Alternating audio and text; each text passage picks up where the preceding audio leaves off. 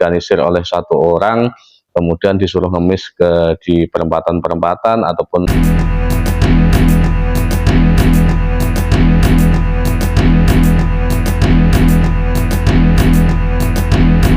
Assalamualaikum warahmatullahi wabarakatuh. Kembali bersama saya di channel Rian TV.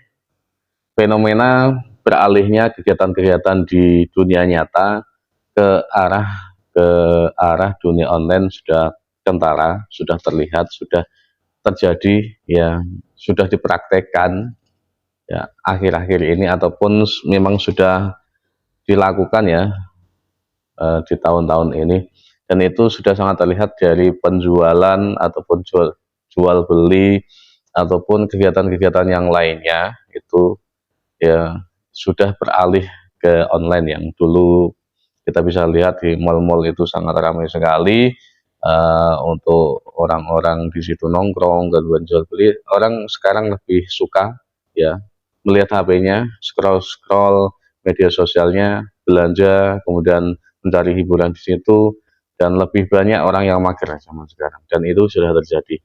Dan ada fenomena lagi yang terkait dengan dulu yang harus head to head, yang harus keliling ke satu tempat ke tempat yang lain, ini sudah sekarang sudah terjadi ya, baru-baru ini terungkap terkait dengan masalah mengemis ya. Kalau kita bahas tentang mengemis itu banyak dulu yang sudah terungkap orang yang mengemis itu rumahnya bagus sekali walaupun kelihatannya di kota, yaitu dari desa ke kota itu mengemis, itu di rumahnya besar banget. Itu sudah kejadian beberapa tahun yang lalu, yang saat itu belum media sosial belum seperti sekarang ini. Itu terungkap zaman dulu ya, mengemis online. Mengemis itu sangat sesuatu hal yang sangat menghasilkan sekali yang saat itu kita bisa lihat. Bahkan ada yang sudah punya rumah yang gedung tinggi ya, rumah besar di rumah, mobil, itu ketika ke kota itu mengemis. Itu yang terjadi karena memang penghasilannya sangat besar, dan ini terjadi di kehidupan sekarang yang kehidupan serba online ini.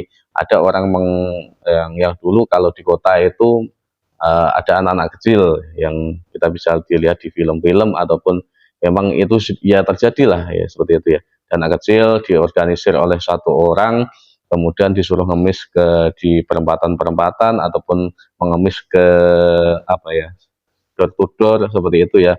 Itu ada yang mengorganisir, dan ini di zaman sekarang ini beralih ke online ya, ke online di media-media sosial, khususnya yang paling marak ini adalah di media sosial yang namanya TikTok ya. Ini sudah terungkap yang namanya Sultan Ahyar itu sebagai seorang koordinator ataupun yang koordinir ini ya, mengkoordinir, walaupun dari orang-orang itu katanya itu tidak tidak semacam dipaksa, tidak semacam diintimidasi untuk melakukan seperti ini, bahkan sampai acting, sampai pingsan segala, itu semuanya sudah ada kayak skenarionya.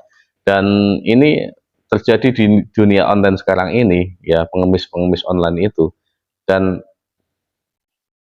mirisnya orang-orang yang ikut ini ya, orang-orang yang ikut yang itu target man-nya Sultan Ahyar ini kan adalah orang-orang tua yang di situ ketika dilihat di live media sosial ya, kemudian mengharapkan gift itu kan sangat ya, orang-orang sangat ya, itu mengharapkan sebuah belas kasihan, yang mengharapkan belas kasihan orang, kemudian mendapatkan gift dari situ. Dan orang-orang yang di situ itu malah pada minta, karena disinyalir bahwa pendapatan dari situ itu lebih besar daripada pendapatan ketika dia berkebun, ketika dia bekerja di yang lain, yang itu lebih besar katanya seperti itu. Makanya sampai eksis sampai sekarang. Dan itu Sultan Ahyar sekarang juga kemarin juga sudah sampai masuk TV ya,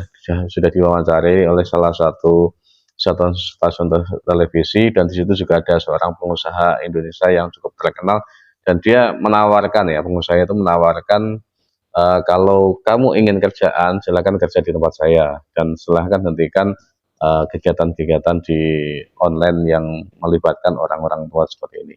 Dan itu pun dia masih, Sultan Ahyar ini, ya, itu masih berdalih bahwa itu kegiatan saya itu bukan kegiatan mengemis atau apa, dan itu saya juga butuh modal, saya juga punya harus membuat kolam, kemudian saya harus apa ya, beli properti-properti yang lain untuk mendukung seperti itu, ya.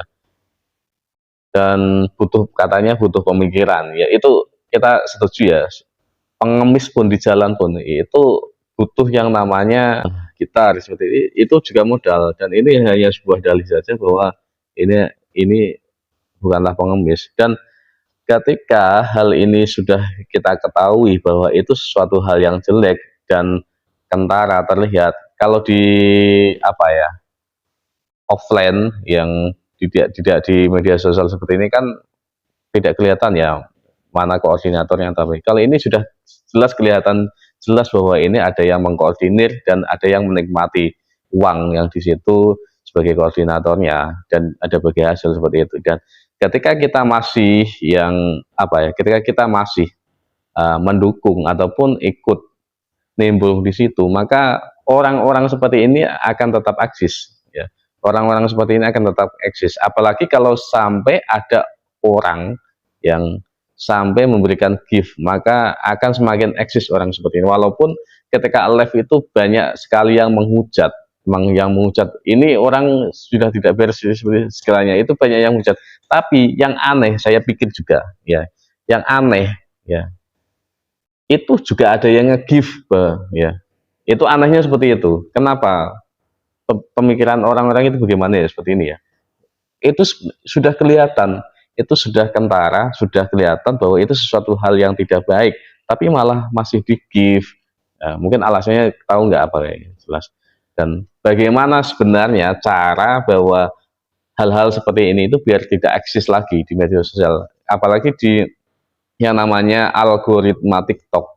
Itu kan ketika ada orang yang ada live di situ, dan itu orang itu antusias, ya, banyak orang yang masuk di situ, walaupun di situ komennya jelek-jelek atau apa yang tidak mendukung lah, komennya negatif-negatif semua lah, tetap ketika di situ masih banyak yang nonton, apalagi sampai yang nge-give, maka TikTok itu akan semakin menawarkan, dan algoritma TikTok itu akan semakin itu beda dengan algoritma YouTube, ya. Kalau YouTube kan algoritmanya itu kalau ada subscriber kemudian menuju ke orang yang yang subscribe. TikTok beda, ya.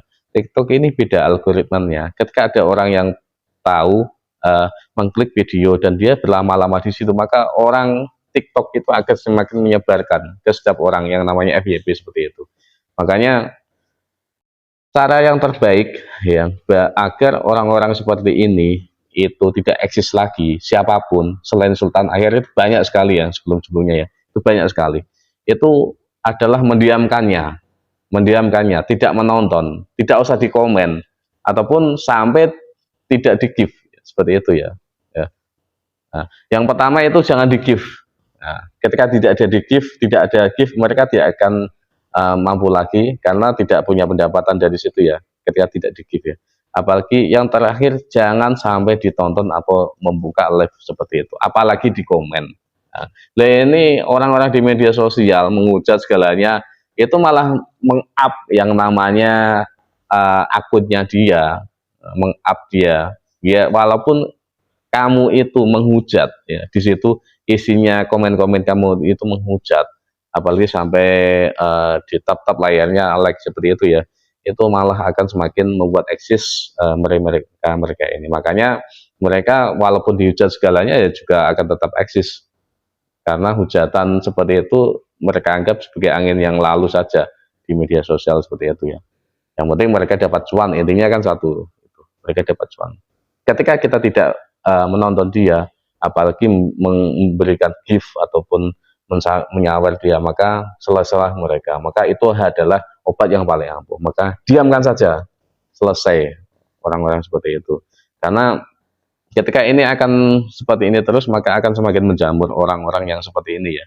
Akan menjamur dan menyebabkan orang-orang yang eh, inginnya apa ya, mendapatkan uang secara instan, secara mudah seperti ini.